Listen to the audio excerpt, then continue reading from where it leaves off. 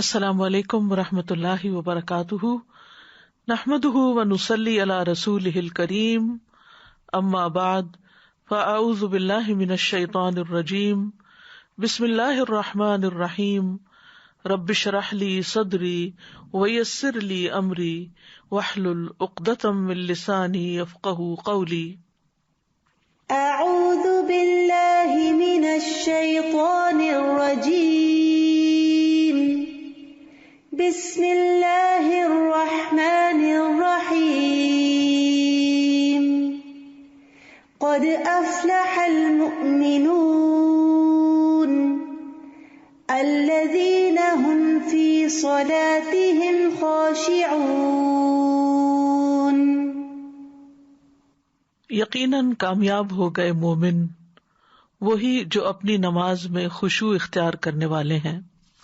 اس دنیا میں انسان طرح طرح کے مسائل میں گھرا ہوا ہے جن کے بارے میں وہ دن رات متفکر رہتا ہے، لیکن حقیقت یہ ہے کہ اس کا سب سے بڑا مسئلہ آخرت میں موت کے بعد کامیابی ہے، لہذا اسے سوچنا چاہیے کہ وہ کامیابی کیسے حاصل کی جائے۔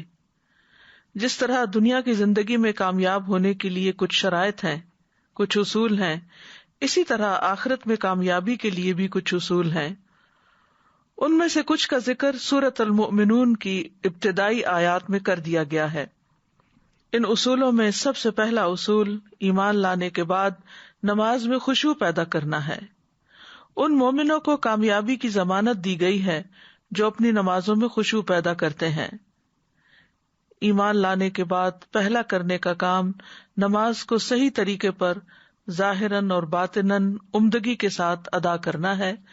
تو آج ہم اس موضوع پر گفتگو کریں گے، اور اس گفتگو سے پہلے ہم ایمان کے بارے میں بات کریں گے، کیونکہ نماز میں خشوع بھی اسی وقت فائدہ دے گا جب ایمان درست ہوگا۔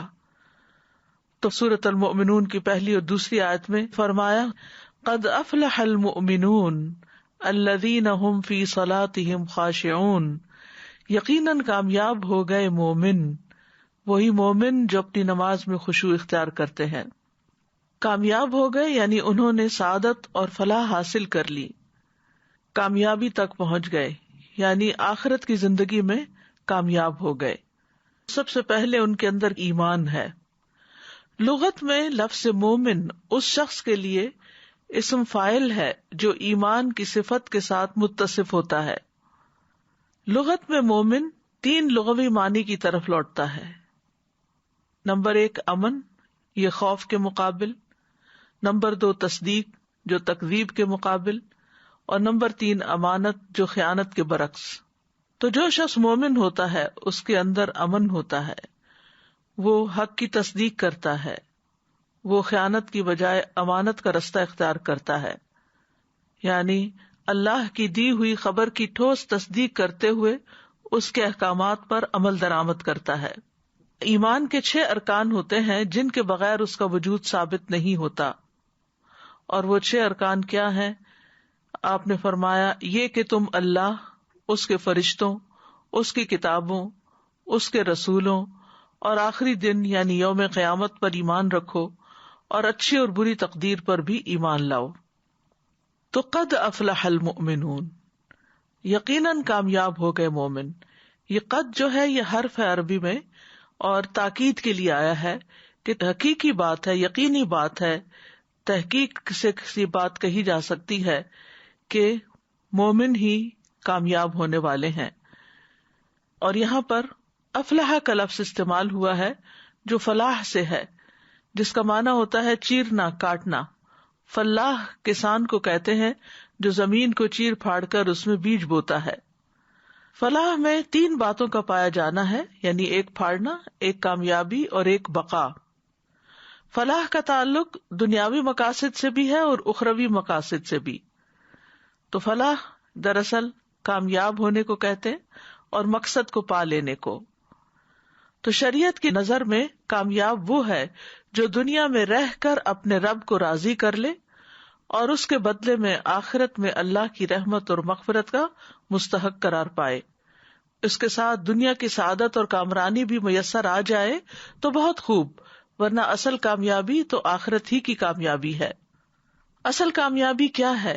سورۃ آل عمران میں اللہ تعالیٰ فرماتے ہیں فَمَنْ زُحْزِحَ عَنِ النَّارِ وَأُدْخِلَ الْجَنَّةَ فَقَدْ فَازَ وَمَا الْحَيَاةُ الدُّنْيَا إِلَّا مَتَاعُ الْغُرُورِ، تو جو شخص آگ سے دور کر دیا گیا اور جنت میں داخل کر دیا گیا تو یقیناً وہ کامیاب ہو گیا، اور دنیا کی زندگی تو دھوکے کے سامان کے سوا کچھ نہیں۔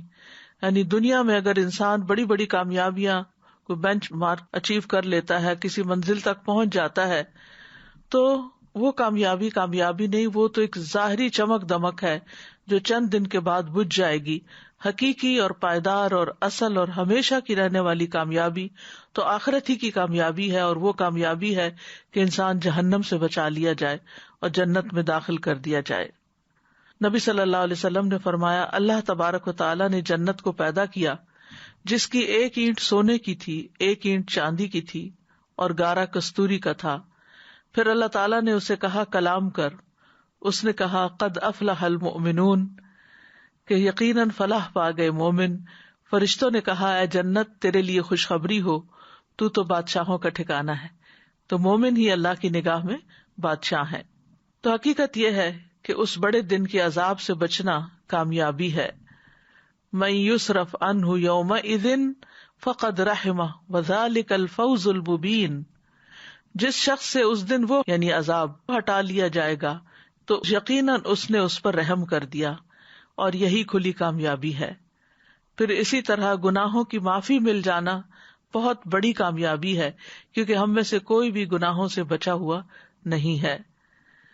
سورۃ الفتح میں آتا ہے لیدخل المؤمنین والمؤمنات جنات تجری من تحتها الانہار خالدین فیہا ویکفر عنہم سیئاتہم وکان ذلک عند اللہ فوزا عظیما، تاکہ وہ مومن مردوں اور مومن عورتوں کو ان باغوں میں داخل کر لے جن کے نیچے سے نہریں چلتی ہیں، ہمیشہ ان میں رہنے والے، اور ان سے ان کی برائیاں دور کر دے، اور یہ ہمیشہ سے اللہ کے نزدیک بہت بڑی کامیابی ہے۔ ایک اور جگہ پر آتا ہے وَمَن تَقِ السَّيِّئَاتِ يَوْمَئِذٍ فَقَدْ رَحِمْتَهُ وَذَلِكَ هُوَ الْفَوْزُ الْعَظِيمُ، اس روز جسے تو نے برائیوں سے بچا لیا گویا تو نے اس پر رحم کر دیا، تو یہی بہت بڑی کامیابی ہے۔ پھر اسی طرح اللہ تعالیٰ کی رحمت ملنا بڑی کامیابی ہے۔ قیامت کے دن نور ملنا بہت بڑی کامیابی ہے۔ حوض کوثر سے پانی کا ملنا بہت بڑی کامیابی ہے۔ ابن عباس کہتے ہیں کہ میں نے رسول اللہ صلی اللہ علیہ وسلم کو فرماتے ہوئے سنا، میں تمہیں پشت سے پکڑ کر کھینچ رہا ہوں، میں کہہ رہا ہوں جہنم سے بچو، حدود سے بچو، یعنی دنیا میں سزا سے، جہنم سے بچو، حدود سے بچو، جہنم سے بچو، حدود سے بچو، 3 بار فرما کر آپ نے کہا بس جب میں فوت ہو جاؤں گا اور میں تم سے پہلے جا کر حوض پر پانی کا انتظام کرنے والا ہوں گا، تو جو اس پر پہنچ گیا وہ کامیاب ہو گیا۔ پھر قیامت کے دن پلڑوں کا بھاری ہونا کامیابی ہے۔ والوزن یومئذ الحق فمن ثقلت موازینہ فاولئک هم المفلحون، اس دن وزن برحق ہے، پھر وہ شخص کے اس کے پلڑے بھاری ہو گئے تو وہی کامیاب ہونے والے ہیں۔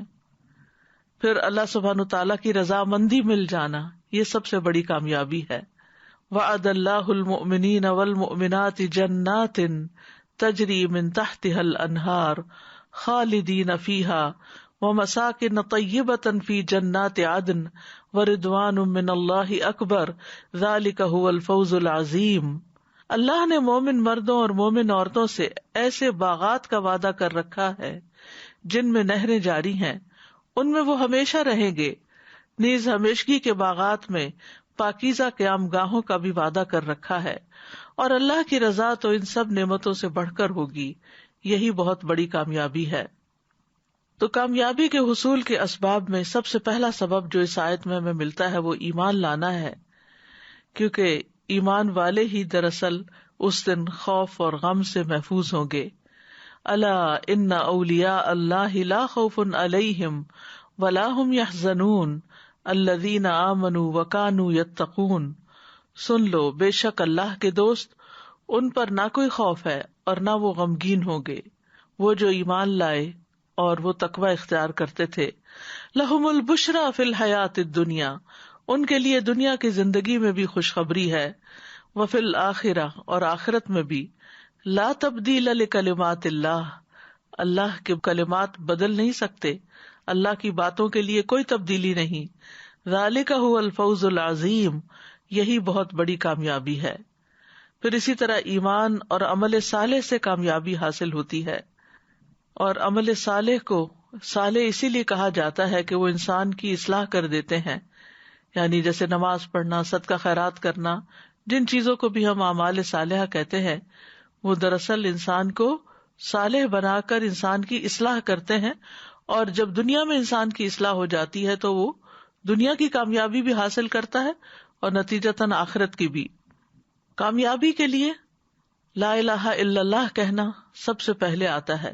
نبی صلی اللہ علیہ وسلم حجاز کے بازار میں بلند آواز سے لوگوں کو پکارا کرتے تھے، یا ایھا الناس قولوا لا الہ الا اللہ تفلحوا، اے لوگو لا الہ الا اللہ کہہ دو تو فلاح پا جاؤ گے۔ اللہ کا تقوی اختیار کرنا فلاح کی ضمانت ہے۔ واتقوا اللہ لعلکم تفلحون، اور اللہ سے ڈرو تاکہ تم کامیاب ہو جاؤ۔ ان للمتقین مفازا، یقیناً متقی لوگوں کے لیے ایک بڑی کامیابی ہے۔ پھر اللہ اور اس کے رسول کی اطاعت کرنا، یہ کامیابی کی ضمانت ہے۔ اللہ سبحانہ تعالیٰ کی طرف سے نازل کردہ نور کی پیروی کرنا، قرآن مجید کی پیروی کرنا، یہ کامیابی کی علامت ہے۔ واتبعوا النور الذی انزل معہ اولئک ھم المفلحون، جو لوگ ایمان لائے اور اسے قوت دی اور اس کی مدد کی، یعنی نبی صلی اللہ علیہ وسلم کی، اور اس نور کی پیروی کی جو اس کے ساتھ اتارا گیا، وہی لوگ فلاح پانے والے ہیں۔ پھر اللہ تعالیٰ کی عبادت کرنا، یا ایھا الذین آمنوا ارکعوا واسجدوا واعبدوا ربکم وافعلوا الخیر لعلکم تفلحون، اے لوگو جو ایمان لائے ہو، رکوع کرو، سجدہ کرو، اپنے رب کی عبادت کرو اور نیکی کرو تاکہ تم کامیاب ہو جاؤ۔ پھر اسی طرح اپنے سارے فرائض پورے کرنا۔ ایک اعرابی بکھرے بالوں والا رسول اللہ صلی اللہ علیہ وسلم کی خدمت میں حاضر ہوا۔ اس نے پوچھا، یا رسول اللہ بتائیے مجھ پر اللہ نے کتنی نمازیں فرض کی ہیں؟ آپ نے فرمایا 5 نمازیں، یہ اور بات ہے کہ تم اپنی طرف سے نفل پڑھ لو۔ پھر اس نے کہا، بتائیے اللہ نے مجھ پہ روزے کتنے فرض کیے ہیں؟ آپ نے فرمایا رمضان کے مہینے کے، یہ اور بات ہے کہ تم خود اپنے طور پر کچھ نفلی روزے بھی رکھ لو۔ پھر اس نے پوچھا، بتائیے زکوٰۃ کس طرح مجھ پر اللہ نے فرض کی ہے؟ تو آپ صلی اللہ علیہ وسلم نے اس کو طریقہ بتا دیا۔ اس اعرابی نے کہا، اس ذات کی قسم جس نے آپ کو عزت دی، نہ میں اس میں سے جو اللہ نے مجھ پر فرض کیا ہے کچھ بڑھاؤں گا نہ گھٹاؤں گا۔ اس پر رسول اللہ صلی اللہ علیہ وسلم نے فرمایا، اگر اس نے سچ کہا ہے تو یہ فلاح پا گیا، اگر سچ کہا ہے تو جنت میں چلا جائے گا۔ تو اس سے یہ پتہ چلتا ہے کہ بنیادی اسلامی عبادات کا ادا کرنا بھی کامیابی کی علامت ہے۔ پھر اسی طرح نیک عمل کرتے رہنا، گناہوں سے بچتے رہنا، شراب جوا وغیرہ سے بچنا، یہ بھی کامیابی کی طرف لے جاتا ہے۔ اے لوگو جو ایمان لائے ہو، بات یہی ہے کہ شراب اور جوا اور شرک کے لیے نصب کردہ چیزیں اور فال کے تیر سراسر گندی چیزیں ہیں، شیطان کے کام میں سے ہیں، سو ان سے بچو تاکہ تم فلاح پاؤ۔ کثرت سے اللہ کا ذکر کرنا، وَاذْكُرُوا اللَّهَ كَثِيرًا لَعَلَّكُمْ تُفْلِحُونَ۔ پھر سچائی اختیار کرنا، اللہ کی نعمتوں کا تذکرہ کرنا اور ان پر شکر ادا کرنا۔ فَاذْكُرُوا آلَاءَ اللَّهِ لَعَلَّكُمْ تُفْلِحُونَ، سو اللہ کی نعمتیں یاد کرو تاکہ تم فلاح پاؤ۔ پھر قناعت اختیار کرنا، یعنی جو اللہ نے دیا اس پہ راضی رہنا۔ توبہ کرنا، سورۃ نور میں آتا ہے، وَتُوبُوا إِلَى اللَّهِ جَمِيعًا أَيُّهَا الْمُؤْمِنُونَ لَعَلَّكُمْ تُفْلِحُونَ، اور تم سب اللہ کی طرف توبہ کرو اے مومنو تاکہ تم کامیاب ہو جاؤ۔ پھر تزکیہ نفس کرنا، قد افلح من زکاها، یقیناً کامیاب ہو گیا وہ جس نے اس کو پاک کر لیا۔ اللہ کے راستے میں جد و جہد کرنا، یا ایھا الذین آمنوا اتقوا اللہ وابتغوا الیہ الوسیلہ وجاہدوا فی سبیلہ لعلکم تفلحون، اے لوگو جو ایمان لائے ہو، اللہ سے ڈرو اور اس کی طرف قرب تلاش کرو اور اس کے راستے میں جہاد کرو تاکہ تم کامیاب ہو جاؤ۔ پھر یہ کہ جان و مال اللہ کے راستے میں لگانا۔ الذین آمنوا وہاجروا وجاہدوا فی سبیل اللہ بِأَمْوَالِهِمْ وَأَنفُسِهِمْ أَعْظَمُ دَرَجَةً عِندَ اللَّهِ وَأُولَٰئِكَ هُمُ الْفَائِزُونَ۔ جو لوگ ایمان لائے اور انہوں نے ہجرت کی اور اللہ کے راستے میں اپنے مالوں اور اپنی جانوں کے ساتھ جہاد کیا، اللہ کے ہاں درجے میں زیادہ بڑے ہیں اور وہی لوگ کامیاب ہیں۔ پھر بخل سے بچنا، وَمَن يُوقَ شُحَّ نَفْسِهِ فَأُولَٰئِكَ هُمُ الْمُفْلِحُونَ، اور جو دل کی تنگی سے بچا لیا گیا تو وہ دراصل کامیاب ہوا۔ پھر امر بالمعروف اور نہی عن المنکر کرنا، پھر مصائب اور مشکلات پر صبر کرنا، یہ سب کامیابی کی طرف لے جاتے ہیں۔ پھر لوگوں کے حقوق ادا کرنا، فرمایا فآت ذی القربى حقہ والمسکین وابن السبیل ذلک خیر للذین یریدون وجہ اللہ واولئک هم المفلحون۔ پس قرابت والے کو اس کا حق دو اور مسکین کو اور مسافر کو، یہ ان لوگوں کے لیے بہتر ہے جو اللہ کا چہرہ چاہتے ہیں اور وہی فلاح پانے والے ہیں۔ اسی طرح کامیابی کے راستے میں کچھ رکاوٹیں بھی ہیں، جیسے کفر کرنا، شرک کرنا، آخرت پر ایمان نہ لانا، آخرت کے دن سے غافل ہو جانا، کنارے پہ رہ کے اللہ کی عبادت کرنا۔ وَمِنَ النَّاسِ مَن يَعْبُدُ اللَّهَ عَلَى حَرْفٍ فَإِنْ أَصَابَهُ خَيْرٌ اطْمَأَنَّ بِهِ وَإِنْ أَصَابَتْهُ فِتْنَةٌ انقلب عَلَى وَجْهِهِ خَسِرَ الدُّنْيَا وَالْآخِرَةَ ذَلِكَ هُوَ الْخُسْرَانُ الْمُبِينُ۔ اور لوگوں میں سے کوئی وہ ہے جو اللہ کی عبادت ایک کنارے پر کرتا ہے، پھر اگر اسے کوئی بھلائی پہنچ جائے تو اس کے ساتھ مطمئن ہو جاتا ہے، اور اگر اسے کوئی آزمائش پہنچے تو اپنے منہ پر الٹا پھر جاتا ہے۔ اس نے دنیا اور آخرت کا نقصان اٹھایا، یہی تو صریح خسارہ ہے۔ پھر اللہ اور اس کے رسول کی نافرمانی کرنا انسان کو نقصان کی طرف لے جاتا ہے۔ شیطان سے دوستی کرنا، فرمایا وَمَن يَتَّخِذِ الشَّيْطَانَ وَلِيًّا مِّن دُونِ اللَّهِ فَقَدْ خَسِرَ خُسْرَانًا مُّبِينًا۔ اور جو کوئی شیطان کو اللہ کے سوا دوست بنائے گا تو یقیناً اس نے خسارہ اٹھایا، واضح خسارہ۔ پھر ظلم کرنا، قرآن مجید میں آتا ہے اِنَّهُ لَا يُفْلِحُ الظَّالِمُونَ، بے شک حقیقت یہ ہے کہ ظالم لوگ فلاح نہیں پاتے، کامیاب نہیں ہو سکتے۔ تو قد افلح المؤمنون الذین هم فی صلاتهم خاشعون، تو سورۃ المؤمنون میں مومنون کی فلاح کی بات کرتے ہوئے ان کی صفت بتائی گئی کہ وہ اپنی نمازوں میں خشوع اختیار کرتے ہیں۔ خشوع کرنے والوں کے لیے دراصل کامیابی ہے۔ ابن قیم کہتے ہیں اللہ نے نمازیوں کی فلاح کو نماز میں خشوع اختیار کرنے کے ساتھ مشروط کیا ہے۔ تو یہ اس بات پر دلالت کرتا ہے کہ جو شخص خشوع اختیار نہیں کرتا وہ کامیابی پانے والوں میں سے نہیں ہے، اور اگر اس کے لیے اس نماز کا ثواب شمار کر لیا جاتا تو وہ کامیابی پانے والوں میں سے ہوتا۔ امام ابن تیمیہ کہتے ہیں کہ خشوع کے واجب ہونے پر اللہ تعالیٰ کا یہ فرمان دلالت کرتا ہے قد افلح المؤمنون الذین هم فی صلاتهم خاشعون۔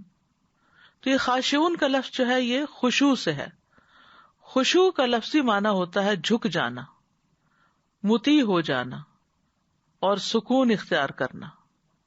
اللہ تعالیٰ کا فرمان ہے وَخَشَعَتِ الْأَصْوَاتُ لِلرَّحْمَنِ فَلَا تَسْمَعُ إِلَّا هَمْسًا، اور سب آوازیں رحمان کے لیے پست ہو جائیں گی، سو آپ ایک نہایت آہستہ آواز کے سوا کچھ نہ سنیں گے، یعنی خاموشی ہو جائے گی، سب خاموش ہو جائیں گے۔ تو خشعت کا مطلب یہاں کیا ہے؟ پستی، جھک جائیں گی، دب جائیں گی۔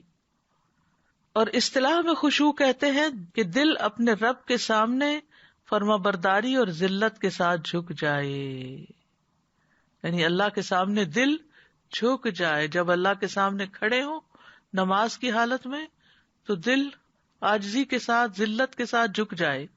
ابن رجب حنبلی کہتے ہیں خشوع کا اصل معنی ہے دل کا نرم پڑنا۔ خشوع کا معنی کیا ہے؟ دل کا نرم پڑنا، اور اس میں رقت پیدا ہو جانا، اس میں سکون آ جانا، اس کا فرما بردار ہو جانا، عاجز ہو جانا اور اس کا تڑپنا۔ تو نماز کی حالت میں دل کا یہ حال ہونا چاہیے کہ دل نرم پڑ جائے، جھک جائے، اس میں رقت ہو جائے، وہ ٹھہر جائے، اللہ کی فرما برداری کی بات سوچے اور عاجزی اختیار کرے اور اللہ کے لیے تڑپے۔ تو جب دل خشوع اختیار کرتا تو سارے اعضاء بھی اس کے تابع ہو جاتے ہیں اور وہ بھی عاجز ہو جاتے ہیں. تو نماز اور نماز کے علاوہ باہر بھی ہمیں خشوع مطلوب ہے، لیکن نماز میں خشوع اختیار کرنا نماز سے باہر خشوع اختیار کرنے سے زیادہ اہم ہے، کیونکہ نماز کی حالت میں انسان اللہ کے سامنے کھڑا ہوتا ہے. یاد رکھیے، خشوع دل کی عبادت ہے جس کے اثرات انسان کے ظاہری اعضاء پر ظاہر ہوتے ہیں. تو نماز کے دوران خشوع اختیار کرنے والا مومن نماز کو اس کی شرائط، اس کے ارکان، اس کے واجبات اور اس کے مستحبات کے ساتھ قائم کرنے کی حرص رکھتا ہے. وہ اس بات کی خواہش رکھتا ہے کہ اس کا دل اور ذہن اپنے رب کی طرف متوجہ ہو، اور جو کچھ وہ پڑھ رہا ہے یا سن رہا ہے اس کو خوب یاد رکھنے والا ہو. اس طرح وہ نماز کے بعد بھی نماز سے فائدہ حاصل کرنے والا بن جائے گا. پھر نماز میں خشوع یہ ہے کہ بندے کا دل اللہ تعالیٰ کو قریب سمجھتے ہوئے اس کے حضور حاضر ہو، یعنی اس کی ساری توجہ اللہ تعالیٰ کی طرف ہو جائے. اس سے دل کو سکون اور اطمینان حاصل ہوتا ہے. اس کی تمام حرکات ساکن اور غیر اللہ کی طرف اس کا رجحان کم ہو جاتا ہے. وہ اپنے رب کے سامنے نہایت ادب کے ساتھ کھڑا ہوتا ہے. وہ اپنی نماز کے اندر اول سے لے کر آخر تک جو کچھ کرتا ہے اور جو کچھ کہتا ہے پوری توجہ کے ساتھ کہتا ہے. تو اس میں آپ دیکھیے حرکات بھی ساکن ہو گئی، توجہ بھی ہو گئی، ادب بھی ہو گیا، اور اللہ کا قرب بھی محسوس ہوتا ہے، دلوں کو اطمینان بھی نصیب ہوتا ہے. اسی طرح اس کے سارے وسوسے اور غلط سوچیں بھی دور ہوتی ہیں. اور نماز کی روح یہی ہے، یعنی یہی وہ مقصد ہے جو بندے کے لیے لکھ دیا گیا ہے. ابن عمر اس آیت کے بارے میں کہتے ہیں کہ اللہ تعالیٰ کا فرمان ہے الذین هم فی صلاتہم خاشعون، کہ جب لوگ نماز پڑھنے کے لیے کھڑے ہوتے تھے تو وہ اپنی نماز کی طرف متوجہ ہوتے تھے اور اپنی نگاہوں کو سجدے کی جگہ کی طرف جھکا دیتے، یعنی ادھر ادھر دائیں بائیں نہیں دیکھتے تھے بلکہ سر جھکا کر نیچے جہاں سجدہ کرنا ہوتا تھا وہاں پر اپنی نگاہیں رکھتے، اور ان کو یقین ہوتا تھا کہ اللہ ان کی طرف متوجہ ہے تو وہ دائیں بائیں نہیں دیکھتے تھے. جس کو یہ یقین ہو جائے کہ اللہ تعالیٰ اس کی طرف متوجہ ہے تو پھر وہ اللہ کو چھوڑ کر ادھر ادھر نہیں ہو سکتا. لیکن شیطان یہی بات تو بھلوا دیتا ہے، کیونکہ جب تک انسان اللہ کی طرف متوجہ ہوتا ہے اللہ تعالیٰ بھی بندے کی طرف متوجہ ہوتا ہے، اور جب بندہ پھر جاتا ہے تو پھر اللہ تعالیٰ بھی اس سے منہ موڑ لیتے ہیں. اسی طرح یہ بات یاد رہے کہ خشوع سے مراد رونا نہیں ہے. یعنی بعض لوگ سمجھتے ہیں کہ نماز میں خشوع سے مراد رونا دھونا ہے. ٹھیک ہے، اللہ کے ڈر سے رونا آ جائے تو کوئی حرج نہیں. خشوع میں دل متوجہ ہوتا ہے، اعضاء پرسکون ہوتے ہیں. یہ نہیں کہ ہل جل، کبھی پاؤں کی ایڑیاں اٹھا رہے ہیں، کبھی جسم میں کوئی خراش کر رہے ہیں، کبھی دوپٹہ ٹھیک کر رہے ہیں، کبھی آگے پیچھے ہو رہے ہیں. بعض لوگ ہل ہل کے نماز پڑھ رہے ہوتے ہیں، تلاوت بھی کر رہے ہوتے ہیں اور ساتھ ہل رہے ہوتے ہیں، آگے پیچھے کو ہل رہے ہوتے ہیں. تو یہ جائز نہیں ہے. نماز میں اگر آپ قرات کریں، آپ حافظ ہیں یا نہیں بھی، تو جتنی بھی قرات کریں سکون کے ساتھ کریں. یعنی اصل خشوع کیا ہے؟ سکون، اور پھر دل کا اللہ کی طرف متوجہ ہو جانا، اور اس بات کا ذہن میں یقین رکھنا کہ ہم اللہ کے سامنے کھڑے ہیں، اپنے رب سے سرگوشیاں کر رہے ہیں. نماز خشوع کے بغیر ایسی ہے جیسے روح کے بغیر جسم ہو. تو خشوع دل میں بھی ہوتا ہے اور اعضاء میں بھی ہوتا ہے، یعنی دل بھی اللہ کی طرف حاضر ہو اور اعضاء بھی اپنی جگہ پر ساکت ہو، اور اپنی حرکات و سکنات میں، اپنے رکوع اور سجود میں، اپنے قیام اور قعود میں نبی صلی اللہ علیہ وسلم کے طریقے کی اتباع کی جائے، اور شدید حرص ہو اس بات کی کہ بلا ضرورت حرکت نہ کی جائے. بلا ضرورت حرکت نہ کی جائے، یہ بہت اہم ہے. تو جب یہ بات آ جاتی ہے کہ سارا نبی صلی اللہ علیہ وسلم کے طریقے پر ہی اٹھنا بیٹھنا ہو، تو پھر اس سے یہ پتہ چلتا ہے کہ خشوع میں سنت کے مطابق نماز پڑھنا بھی آ جاتا ہے. عمر رضی اللہ عنہ جب کسی آدمی کو دیکھتے کہ وہ نماز میں اپنی گردن نیچے جھکا رہا ہے تو آپ اس کی گردن پر کوڑا مارتے اور اسے کہتے افسوس تجھ پر، خشوع تو دل میں ہوتا ہے. یعنی بہت زیادہ سر جھکا کے کھڑے ہو جانا، یعنی ایک تو نا نگاہوں کا جھکا ہونا، گردن سیدھی ہے لیکن نگاہیں جھکی ہوئی ہیں، اور ایک یہ ہے کہ سر جھکا لینا کھڑے ہو کر. تو وہ کہتے کہ خشوع دل میں ہے. اور سعید بن مسیب نے ایک آدمی کو دیکھا، وہ اپنی نماز میں اپنی داڑھی سے کھیل رہا تھا. یعنی بالوں کو خارش وارش کر رہا تھا. تو انہوں نے کہا اگر اس کے دل میں خشوع ہوتا تو اس کے اعضاء میں بھی ہوتا, پھر اس کے ہاتھ بھی ایک جگہ ساکت ہوتے. خشوع کی ہمارے دین میں بہت اہمیت ہے. قرآن مجید میں خاشعین کی تعریف کی گئی ہے. سورۃ الانبیاء میں انبیاء کی صفت بتائی گئی. وَيَدْعُونَنَا رَغَبًا وَرَهَبًا وَكَانُوا لَنَا خَاشِعِينَ, اور وہ ہمیں رغبت اور خوف سے پکارتے تھے, یعنی پیغمبر, حالانکہ وہ اللہ کے چنے ہوئے نیک بندے تھے, معصوم بندے, لیکن پھر بھی ان کے اندر ڈر تھا اللہ کا, اور وہ ہمارے ہی لیے عاجزی کرنے والے تھے. سورۃ بنی اسرائیل میں آتا ہے وَيَخِرُّونَ لِلْأَذْقَانِ يَبْكُونَ وَيَزِيدُهُمْ خُشُوعًا, وہ ٹھوڑیوں کے بل گر جاتے ہیں, روتے ہیں, اور وہ قرآن انہیں عاجزی میں زیادہ کر دیتا ہے. خشوع کرنے والوں پہ نماز بھاری نہیں ہوتی کیونکہ ان کا دل نماز میں لگا ہوا ہوتا ہے. وَاسْتَعِينُوا بِالصَّبْرِ وَالصَّلَاةِ وَإِنَّهَا لَكَبِيرَةٌ إِلَّا عَلَى الْخَاشِعِينَ, اور صبر اور نماز کے ساتھ مدد طلب کرو, اور بلا شبہ وہ یقیناً بہت بڑی ہے, بہت بھاری ہے, مگر خشوع کرنے والوں پر نہیں. خشوع ایمان لانے کی علامت ہے. الم یأن للذین آمنوا ان تخشع قلوبهم لذکر اللہ وما نزل من الحق, کیا ان لوگوں کے لیے جو ایمان لائے وہ وقت نہیں آیا کہ ان کے دل اللہ کی یاد کے لیے اور اس حق کے لیے جھک جائیں جو نازل ہوا. پھر یہ کہ خشوع کرنے والے سے اللہ کا وعدہ بھی ہے. رسول اللہ صلی اللہ علیہ وسلم نے فرمایا اللہ تعالیٰ نے 5 نمازیں فرض کی ہیں, جو ان کے لیے اچھی طرح وضو کرے گا اور انہیں ان کے وقت پر ادا کرے گا, اور ان کے رکوع پوری طرح ادا کرے, اور ان میں خشوع کا خیال رکھے, تو اس کے لیے اللہ کا وعدہ ہے کہ اللہ تعالیٰ اس کی مغفرت فرمائے گا, اور جو ایسا نہیں کرے گا اس کے لیے اللہ کا کوئی وعدہ نہیں ہے, اگر چاہے تو اسے بخش دے اور چاہے تو عذاب دے. اللہ تعالیٰ ہمیں بخش دے. پھر نماز کے حسن اور خوبصورتی کے لحاظ سے اس کا اجر ہوتا ہے, یعنی خشوع نماز کو خوبصورت بناتا ہے, لہذا جیسا خشوع ہوگا ویسا ہی اجر ہوگا. عمار بن یاسر کہتے ہیں میں نے رسول اللہ صلی اللہ علیہ وسلم کو فرماتے ہوئے سنا کہ آدمی نماز پڑھ کر اس حال میں لوٹتا ہے کہ کبھی اس کے لیے اس نماز کا 10واں حصہ, 9واں حصہ, 8واں حصہ, 7واں حصہ, 6واں حصہ, 5واں حصہ, 4تھا حصہ, 1/3 حصہ یا آدھا حصہ اجر لکھ لیا جاتا ہے. یعنی کسی کو بہت تھوڑا ملتا ہے اور کسی کو زیادہ. حضور قلبی سے پڑھی گئی نماز کا بدلہ جنت ہے. آپ نے فرمایا جو شخص اچھی طرح وضو کرے پھر 2 رکعت ادا کرے جس میں اپنے دل اور اپنے چہرے کو پوری طرح متوجہ رکھے تو ایسے شخص کے لیے جنت واجب ہو جائے گی. لیکن آپ صلی اللہ علیہ وسلم نے اس بات سے بھی خبردار کیا کہ سب سے پہلے خشوع ہی اٹھے گا امت سے. نبی صلی اللہ علیہ وسلم نے فرمایا سب سے پہلی چیز جو امت سے اٹھائی جائے گی وہ خشوع ہے. وہ زمانہ بھی آئے گا کہ تمہیں ان میں ایک بھی خشوع کرنے والا آدمی نظر نہ آئے گا. یعنی آپ رائٹ لیفٹ دیکھیں نمازیوں کو, کسی کے اندر خشوع نہیں ہوگا. اللہ سبحانہ وتعالی ہمیں اس سے محروم نہ کرے. شیطان دراصل نماز میں حائل ہو کر خشوع ختم کر دیتا ہے. عثمان بن ابو العاص سے روایت ہے کہ انہوں نے نبی صلی اللہ علیہ وسلم کی خدمت میں حاضر ہو کر عرض کیا اے اللہ کے رسول, بے شک شیطان میرے اور میری نماز اور میری قرات کے درمیان حائل ہوتا ہے اور اسے مجھ پر خلط ملط کر دیتا ہے. تو آپ نے فرمایا یہ وہ شیطان ہے جسے خنزب کہا جاتا ہے. جب تم ایسی بات محسوس کرو تو اللہ کی پناہ لے لیا کرو اور اپنے بائیں جانب 3 مرتبہ تھوک دیا کرو, یعنی تھتکار دیا کرو.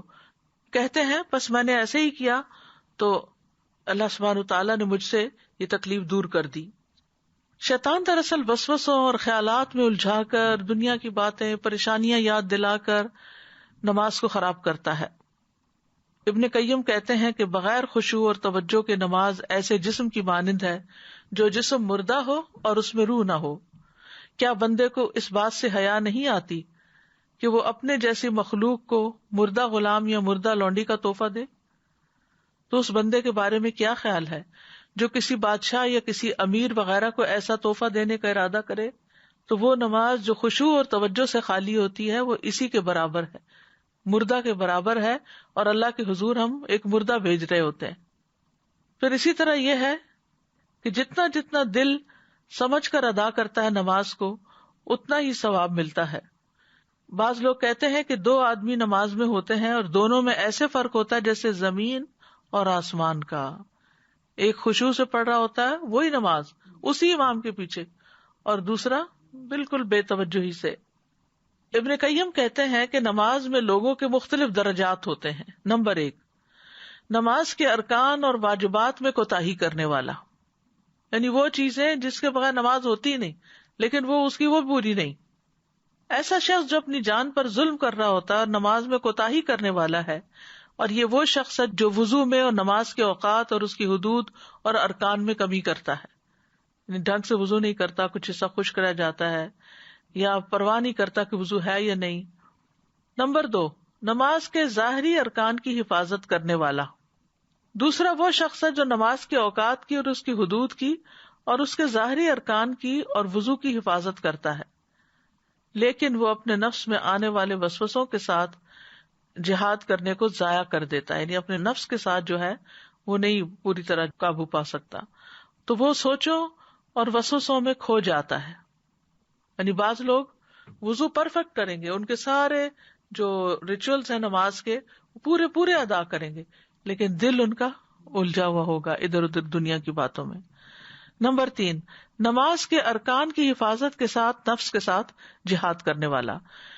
تیسرا شخص جو اپنی نماز کی حدود اور اس کے ارکان کی حفاظت کرتا ہے اور وسوسوں اور سوچوں کو دور کرنے میں اپنے نفس کے ساتھ جہاد کرتا ہے، تو وہ اپنے دشمن کے ساتھ جہاد کرنے میں مشغول ہوتا ہے تاکہ اس کا دشمن اس کی نماز کو چوری نہ کر لے.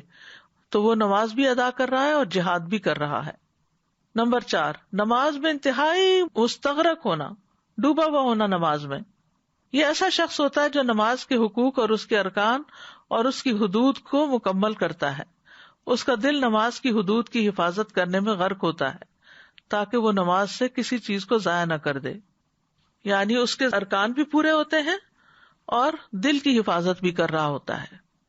بلکہ اس کا پورا ارادہ یہ ہوتا ہے کہ وہ نماز کو اسی طرح قائم کرے جیسے کہ اس کو قائم کرنی چاہیے اور اس کی تکمیل کرے. تو اس کا دل نماز کو قائم کرنے میں اور رب تبارک و تعالیٰ کی عبودیت میں مصروف اور مشغول ہوتا ہے. 5واں شخص، اور یہ اعلیٰ درجہ کا ہے، دل سے دیکھتے ہوئے اللہ کو نماز پڑھنا، کأنک تراہ.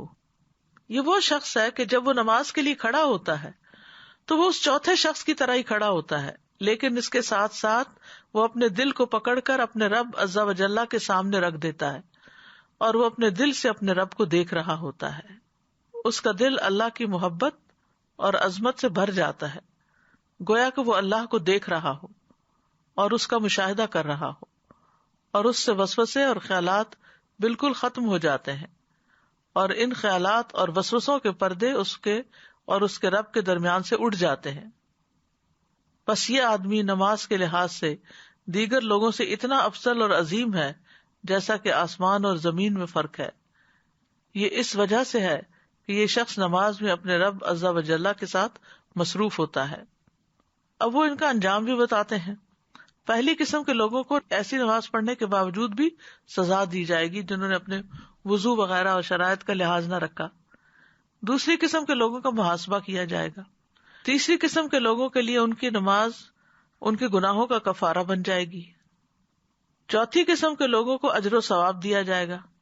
اور 5ویں قسم کے لوگ اپنے رب کے مقربین میں شامل ہوں گے، یعنی رب کے قریب ترین ہوں گے، کیونکہ یہ لوگوں کے اس گروہ میں سے ہیں جن کے لیے نماز ان کی آنکھوں کی ٹھنڈک ہے. جن کی آنکھیں دنیا میں نماز سے ٹھنڈی ہوں گی، ان کی آنکھیں آخرت میں اپنے رب عز و جل کے قرب سے ٹھنڈی ہوں گی، اور دنیا میں بھی اس کی آنکھیں اللہ کے ساتھ ہی ٹھنڈی ہوں گی. اور جس کی آنکھیں اللہ کی ہستی کے ساتھ ٹھنڈی ہو تو ہر آنکھ اس سے ٹھنڈی ہوتی ہے. بہت گہری بات کی انہوں نے کہ جس کا اپنے رب سے تعلق بہترین ہو، اسے دیکھ کر دوسرے بھی خوش ہو جاتے ہیں، ان کے دلوں میں بھی ایک سکون آتا ہے. یعنی جو اپنے رب کے ساتھ پرسکون ہوتا ہے پھر لوگوں کے لیے بھی سکون کا باعث ہے. اور جس کی آنکھیں اللہ کی ذات کے ساتھ ٹھنڈی نہ ہو تو اس کا نفس دنیا کے غموں میں ٹکڑے ٹکڑے ہو جاتا ہے. اب ہے خشوع کے کچھ فائدے. نماز میں خشوع فلاح کی طرف رہنمائی کرتا ہے. خشوع اللہ عز و جل کے ڈر اور خوف کا وارث بنا دیتا ہے. یہ ایمان اور حسن اسلام کے مظاہر میں سے ایک ہے. یہ انسان کی اصلاح اور اس کی استقامت کی دلیل ہے. یہ اللہ کی عبودیت کا اعلان ہے اور اللہ کے سوا کو چھوڑ دینا ہے. خشوع نظروں کی حفاظت اور پہلو جھکانے اور لوگوں کو انکساری کی طرف لے جاتا ہے. اس کے گناہ کم ہو جاتے ہیں، اجر بڑھ جاتا ہے، عذاب اور برے انجام سے نجات مل جاتی ہے، جنت کے ساتھ کامیابی کی بشارت ملتی ہے. خشوع والوں کے قیامت کے دن بلند درجات ہوں گے. خشوع دل سے سختی کو دور کر دیتا ہے. جس کے دل نے خشوع اختیار کیا شیطان اس کے قریب نہیں آتا. اب ہے کیسے خشوع پیدا کریں. خشوع پیدا کرنے کے اسباب کیا ہیں؟ نمبر 1، ظاہری اسباب، جگہ کی صفائی. جیسے کہ ابراہیم علیہ السلام کو اللہ تعالیٰ نے فرمایا تھا وَطَهِّرْ بَيْتِيَ لِلطَّائِفِينَ وَالْقَائِمِينَ وَالرُّكَّعِ السُّجُودِ، میرے گھر کو صاف رکھو طواف کرنے والوں کے لیے، قیام کرنے والوں کے لیے، رکوع سجدہ کرنے والوں کے لیے. مساجد کو صاف رکھا جائے تاکہ نمازی جب نماز پڑھنے کے لیے آئیں تو ان کا خشوع متاثر نہ ہو. لباس میں سادگی ہو، ایسا لباس جو انکمفرٹیبل ہو، یعنی اگر آپ نے ٹائٹ پینٹ پہنی ہوئی ہو تو آپ کی کمر پوری طرح جھکتی ہی نہیں، رکوع کے اندر ٹیڑھی رہتی ہے، اور پھر جب رکوع میں نہیں جھکتی تو پھر سجدہ بھی پراپر طریقے سے نہیں ہوتا، اور اگر اوپر کچھ نہ پہنا ہوا ہو تو ویسے ہی سطر کو نہیں ڈھانکتی. یعنی ایسے تنگ لباس جو ہیں ان میں نماز نہیں پڑھنی چاہیے. جس جگہ نماز گھر میں پڑھی جا رہی ہے وہاں کوئی نماز سے مشغول کرنے والی چیزیں نہیں ہونی چاہیے. نمازی پہ لازم ہے کہ اپنی نماز میں خشوع اختیار کرے اور ہر اس چیز سے بچے جو اسے غافل کر سکتی ہے. جیسے مسجد میں بہت زیادہ زیب و زینت اور نقش و نگار وغیرہ کیا جاتا ہے، ایسے ہی بعض لوگ گھروں کے اندر بھی بہت نقش و نگار اور ہر دیوار پہ پینٹنگز اور ایسی ایسی چیزیں لگا کے رکھتے ہیں کہ جو انسان کی توجہ نماز سے ہٹا دیتی ہے. ماحول سے تصویروں والی چیزوں کو دور کرنا. انس رضی اللہ عنہ سے روایت ہے کہ حضرت عائشہ کے پاس ایک پردہ تھا جسے انہوں نے گھر کے ایک طرف لٹکا رکھا تھا. نبی صلی اللہ علیہ وسلم نے اسے دیکھ کر فرمایا ہمارے سامنے سے یہ پردہ ہٹا دو کیونکہ اس کی تصویریں مسلسل میری نماز میں سامنے آتی رہی ہیں. ایسے نقش و نگار، ایسی چیزیں جو آپ کی نماز میں آپ کو ڈسٹریکٹ کریں ان کو وہاں سے ہٹا دینا چاہیے. اسی طرح اللہ بے مقصد چیزیں بھی نماز کی جگہوں سے دور ہٹا دینی چاہیے. ایک اور موقع پر آپ نے فرمایا جب میں بیت اللہ میں داخل ہوا تھا تو میں نے مینڈے کے 2 سینگ وہاں دیکھے تھے. میں تمہیں یہ کہنا بھول گیا تھا کہ انہیں ڈھانپ دو، لہٰذا اب جا کر انہیں ڈھانپ دینا کیونکہ بیت اللہ میں کسی ایسی چیز کا ہونا مناسب نہیں جو نمازی کو مشغول کر دے. سفیان نے کہا کہ وہ دونوں سینگ بیت اللہ ہی میں رہے. جب بیت اللہ کو آگ لگی تو وہ بھی جل گئے. پھر نماز میں سترے کا اہتمام کرنا، اس سے بھی خشوع پہ فرق پڑتا ہے. رسول اللہ صلی اللہ علیہ وسلم نے فرمایا نماز میں سترا رکھا کرو اگرچہ وہ تیر ہی کیوں نہ ہو. پھر گفتگو کرنے والے اور سونے والے کے پیچھے نماز نہ پڑھنا، یعنی بالکل کوئی آپ کے ساتھ یا سامنے سو رہا ہے تو پھر وہ ریلیکسنگ موڈ میں ہے تو آپ بھی اسے دیکھ کر ریلیکس ہوتے رہیں گے، اور اگر کوئی باتیں کر رہا ہے تو آپ کی ساری توجہ باتوں کی طرف چلی جائے گی تو مقصد فوت ہو جائے گا. کھانے اور قضاء حاجت کی موجودگی میں نماز نہ پڑھنا، کھانوں کی خوشبوئیں آ رہی ہوں یا انسان کو ٹوائلٹ میں جانے کی ضرورت ہو تو اس وقت انسان نماز نہ شروع کر دے. پھر نیند کے غلبے میں نماز نہ پڑھی جائے. نبی صلی اللہ علیہ وسلم نے فرمایا جب نماز پڑھتے وقت تم میں سے کسی کو اونگ آ جائے تو اسے سو جانا چاہیے یہاں تک کہ اس سے نیند کا اثر ختم ہو جائے، اس لیے کہ جب تم میں سے کوئی شخص نماز پڑھتا ہے اور وہ اونگ رہا ہوتا ہے تو وہ نہیں جانتا کہ وہ مغفرت طلب کر رہا ہے یا اپنے آپ کو کوئی بد دعا دے رہا ہے. پھر اسی طرح اگر کوئی اور ضروری حاجت ہو، کوئی بچہ رو رہا ہو، کوئی دروازے پر کھڑا ہو تو بہتر یہ ہے کہ پہلے وہ کام کر لیے جائیں پھر نماز شروع کی جائے. پھر کچھ باطنی اسباب بھی ہیں خشوع پیدا کرنے کے. یاد رکھیے کہ نماز نفس کے ساتھ ایک معرکہ ہے، گویا آپ ایک کشتی لڑ رہے ہیں کسی سے. اپنے آپ کو شعور دلانا چاہیے کہ یہ لمحات سب سے قیمتی لمحات ہیں ہماری زندگی میں، بہترین عبادت ہے. حدیث میں آتا ہے تمہارا نفس کہتا ہے جلدی کرو جلدی کرو جلدی کرو، لیکن ہمیں اس کی نہیں ماننی چاہیے. پھر اسی طرح نماز کی قدر پہچاننی چاہیے. اس سے پھر نماز کا حق ادا کرنے کو دل چاہے گا. جب مسلمان اپنے رب کی قدر اور اس کے چہرے کے جلال اور اس کی سلطنت کی عظمت کی تعظیم کرتا ہے تو اسے نماز کی عظیم قدر حاصل ہو جاتی ہے. یعنی جب انسان اپنے رب کی قدر کرتا ہے، اپنے رب کی عظمت کو پہچانتا ہے، تو پھر جب اس کے سامنے اس احساس کے ساتھ جھکتا ہے تو واقعی نماز میں روح آ جاتی ہے. پھر یہ کہ نماز کے لیے تیاری کرنی چاہیے. جب اذان ہو جائے تو اس کے بعد نماز ہی کے کاموں کے لیے مشغول ہو، وضو کرے، جگہ بنائے اور اللہ کی طرف متوجہ ہو جائے. کیونکہ اگر آپ ہنسی مذاق کرتے ہوئے نماز کی طرف آئیں گے تو آپ صحیح طور پر پھر خشوع کا حق ادا نہیں کر سکتے. پھر نماز کی حکمتوں کو سمجھا جائے، نماز کا ترجمہ آنا چاہیے. پھر ایک ایک سٹیپ پر اس کی حکمت پر غور کریں. مثلا تکبیر تحریمہ کہتے ہیں اللہ اکبر، کہ آپ اللہ کی بڑائی بیان کر رہے ہیں. وسع کرسیہ السماوات والارض، اس کی کرسی آسمان اور زمین کو سمائے ہوئے، آپ بہت بڑے رب کے آگے جھکے ہیں. پھر دعا استفتاح، اس میں بھی اللہ تعالیٰ کی تعریف کرتے ہیں آپ. پھر رکوع، پشت اور چہرے کو اللہ کے لیے جھکانے کے ساتھ ساتھ عاجزی کا اظہار بھی ہوتا ہے. پھر سجدہ کرنا، اور سجدے میں تسبیحات کے علاوہ چونکہ دعائیں قبول ہوتی ہیں اس لیے زیادہ سے زیادہ دعائیں مانگ لینا. پھر اپنے نفس کو بار بار آہستگی کی طرف لانا، تیز نماز نہ پڑھنا. پھر ہے اپنے نفس کو یاد دلانا کہ وہ اپنے رب کے سامنے کھڑا ہے. پھر یہ کہ اللہ سے ملاقات کا احساس اپنے اندر زندہ کرنا. پھر یہ کہ اللہ کی قدرت کو سوچنا.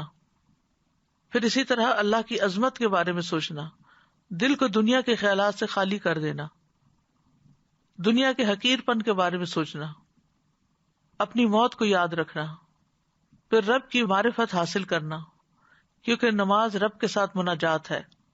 نمازی اپنے رب سے سرگوشیاں کرتا ہے، اس کے لیے عمدگی سے پڑھنا زیادہ اچھا ہوتا ہے.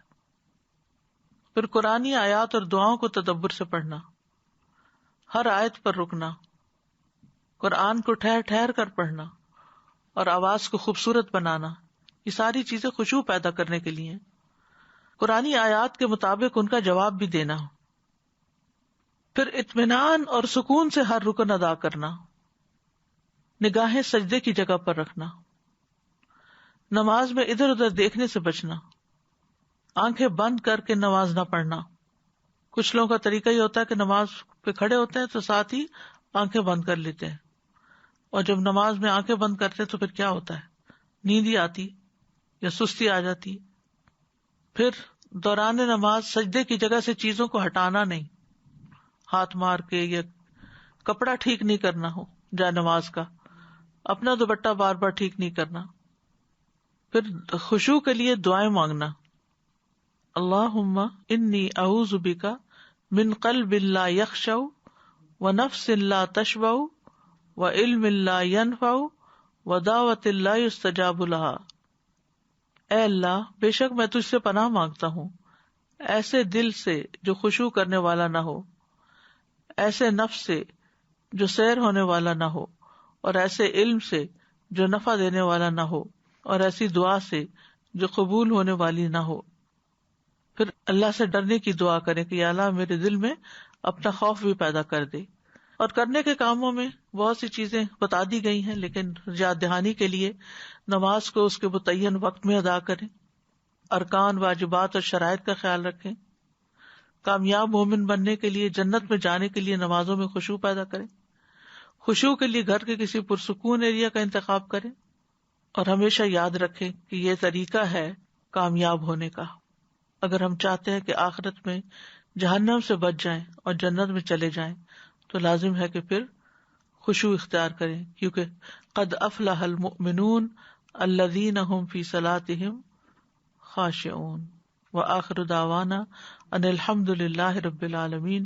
سبحانک اللہم وبحمدک اشہد ان لا الہ الا انت استغفرک واتوب الیک.